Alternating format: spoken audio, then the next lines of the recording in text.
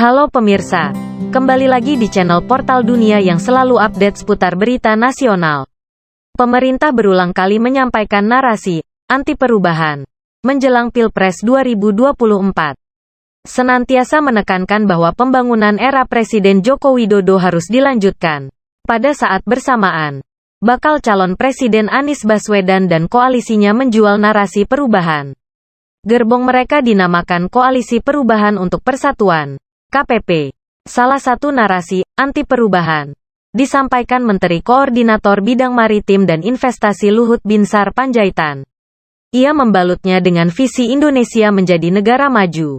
Menurutnya, Indonesia sedang dalam jalur menuju negara berpenghasilan tinggi dan telah menemukan resep terbaik untuk mewujudkan hal itu. Mulai dari berkah bonus demografi, limpahan sumber daya alam, hilirisasi industri logam, hingga pencapaian kebijakan dana desa disebut Luhut sebagai modal Indonesia menjadi negara maju.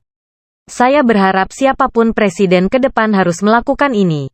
Tidak usah bicara perubahan lah. Bagaimana menyempurnakan, mempercepat proses ini, supaya generasi kalian juga bisa nanti melihat itu. Ucap Luhut di sela Jakarta Geopolitical Forum ke-7 di Jakarta, Rabu, 14/6.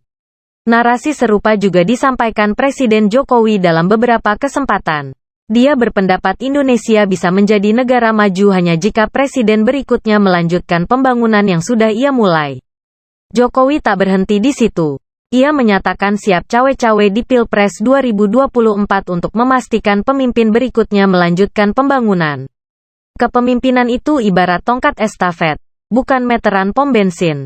Kalau meteran pom bensin itu, Pak, dimulai dari nol ya. Sambil ditunjuk ini, meteran mesin pengisian bahan bakar.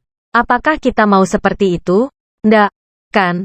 Ucap Jokowi pada peluncuran Indonesia Emas 2045 di Jakarta Theater, Jakarta, Kamis, 15/6. Jokowi beberapa kali memberi kisi-kisi tentang alasan pemerintah enggan banyak perubahan pada 2024.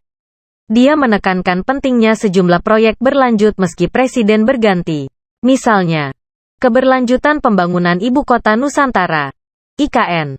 Negara menganggarkan sekitar Rp466 triliun untuk proyek tersebut. Berasal dari APBN, kerjasama pemerintah dan badan usaha, KPBU, serta investasi. Pembiayaan pembangunan IKN sudah dimulai sejak 2022. Duit Rp12 triliun telah digelontorkan pada 2022 dan sekitar Rp23,9 triliun dicairkan untuk pembangunan IKN tahun ini.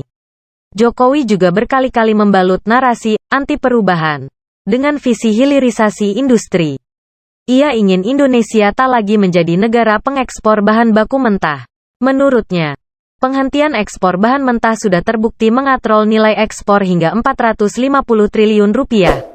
Tak hanya itu, penghentian ekspor bahan baku seperti nikel juga diharapkan mendorong industri kendaraan listrik di Indonesia. Jokowi mulai merayu raksasa otomotif seperti Hyundai hingga Volkswagen untuk membangun pabrik kendaraan listrik di Indonesia.